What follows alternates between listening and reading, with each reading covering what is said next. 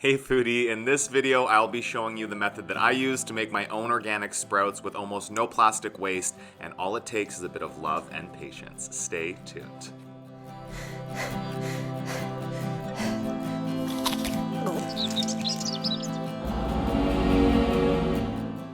There are lots of different methods you can use to sprout. This is the way that I like to do it. What you'll need is a set of measuring spoons, as well as some good quality sprouting seeds. It's good to buy seeds made for sprouting because they should be pretty fresh and you'll get a high number that will sprout for you.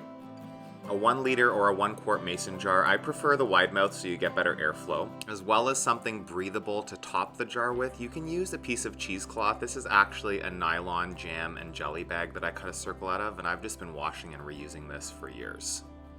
And something to secure that to the top of the jar. You can use the metal ring or an elastic band. It's best to use dechlorinated water. That'll ensure that most of your seeds do sprout. So if you don't have filtered water, just leave tap water out on the counter overnight to dechlorinate. Make sure your jar is nice and clean so your sprouts have a clean environment to grow in. And then you just want to measure in 3 or 4 tablespoons. Don't put much more than that or it will get really overcrowded as they start to sprout. I'm doing broccoli and radish sprouts here. Broccoli sprouts are one of the healthiest foods you can add into your diet. They've got the highest known content of sulforaphane, which is a really powerful plant compound shown to have anti-cancer and anti-inflammatory benefits. Cover your seeds with about a cup of dechlorinated water. Again, you can use filtered water or just tap water that's been left to sit out for about 12 hours. Top each jar with whatever breathable cover you're using, and then secure that in place with a metal ring or an elastic band. And then let your seeds hydrate. It really depends on the size of the sprouting seeds you're using, how long it takes, about 6 to 12 hours. Something like the little broccoli seeds are gonna hydrate a lot faster than a larger seed like a lentil or a bean. And at this point, all you need is a bit of patience. Let them soak for about 6 or 8 hours for these ones because they're not very big. You can see that they're much larger and plumper than the ones that are in the bag there. They've soaked up a lot of that liquid. And at this point, once they're hydrated, you want to dump off the soaking water. So just give them a little swirl, turn them upside down, and shake off as much of that water as you can. At this point, I give them one more quick rinse before I start them sprouting. So just using fresh water again, dechlorinated water, give them a final rinse here, just to make sure that they're nice and clean before they start to grow.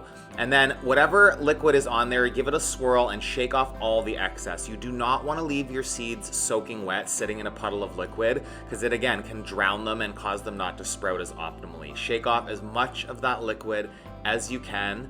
Get them nice and dry, but still moist, so that they have some liquid to grow from. And then at this point, what I like to do is I just like to rotate the jar a little bit to have them stick around the edges again, so they're not sitting in a big pile. They'll kind of stick around the jar and you can leave them like that and they're ready to go. So I'll just repeat that process with the radish. Rinsing, draining, and then just rotating the jar a little bit to have them stick around the edges and get them nice and evenly distributed. Now all you need is some patience. So I forgot to film rinsing, draining, and rotating the jar. I do that every morning just to keep the seeds hydrated and evenly distributed. This is on the second morning, about 24 hours after that first draining. You can see that each day they will start to sprout a little bit more. This is the second morning. Those little white hairs, it's not mold, don't be alarmed. Those are the root hairs that are just looking for water and nutrients, so they'll get a little fuzzy, which is totally normal. And then 3 or 4 days later, you will end up with a jar full of sprouts. This is on the third morning. You can eat these at any point in the sprouting process. These are almost done, but I like to give them one more day just to get more bulk. And you can see there after another 24 hours, the jar is literally filled up to the top with delicious, healthy, homemade, organic sprouts.